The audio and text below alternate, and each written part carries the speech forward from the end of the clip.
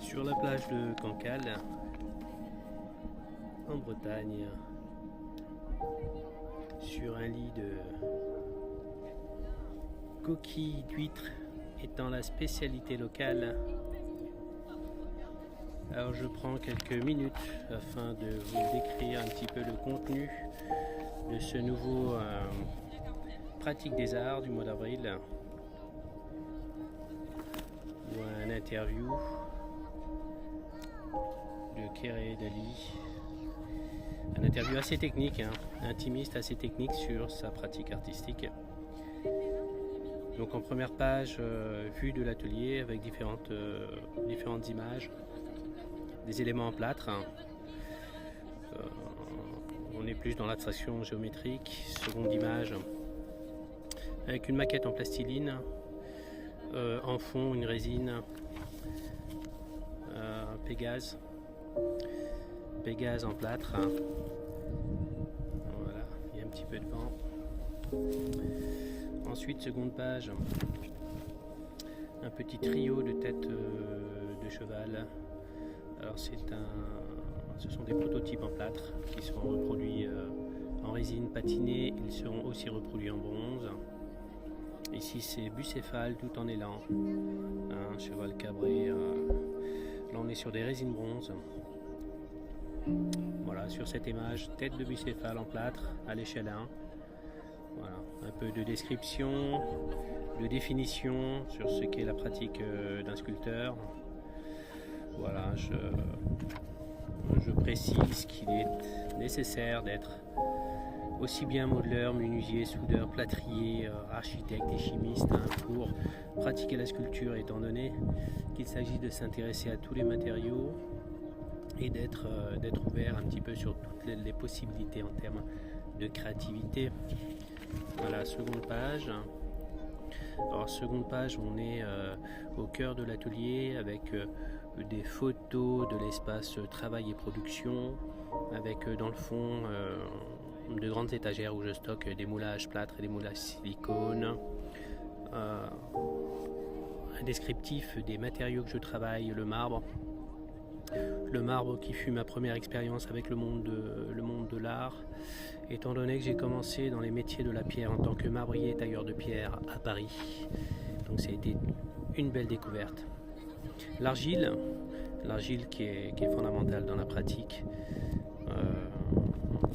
Voilà, ça a duré quelques temps, le temps d'apprendre, de découvrir et d'accumuler énormément de connaissances et de savoir-faire. La cire que je fabrique moi-même avec 3 ingrédients, la paraffine, la cire d'abeille et la pâte à modeler. Je mélange ça à chaud afin d'obtenir une consistance et une plasticité qui m'intéressent. Par la suite, je peux commencer à modeler, à construire des maquettes et autres. Voilà, les pâtes à modeler professionnelles, indispensables aussi. Ça me permet de travailler sur de la petite maquette à la maison. J'ai aménagé un espace de travail aussi chez moi.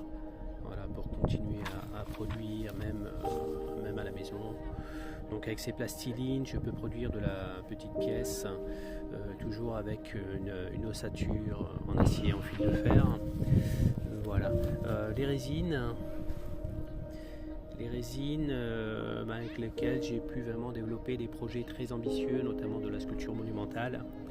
Alors la résine, je travaille toujours avec une ossature métallique, en tube acier assez solide, et par la suite je pose ma résine dessus, donc avec un procédé de création qui est assez complexe quand même, qui passe du moulage au modelage et à la reproduction résine et fibre de verre.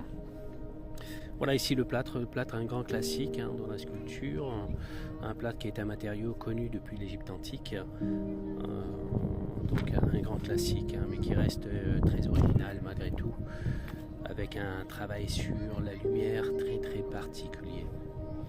Le bronze ici, avec mon Bucéphale,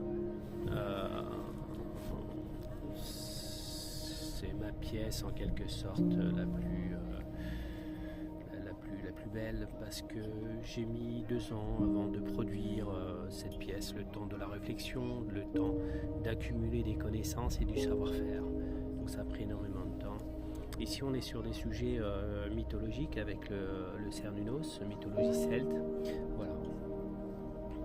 Travail anatomique, prise de pointe sur modèle vivant plâtre. Voilà, tête de bucéphale ici.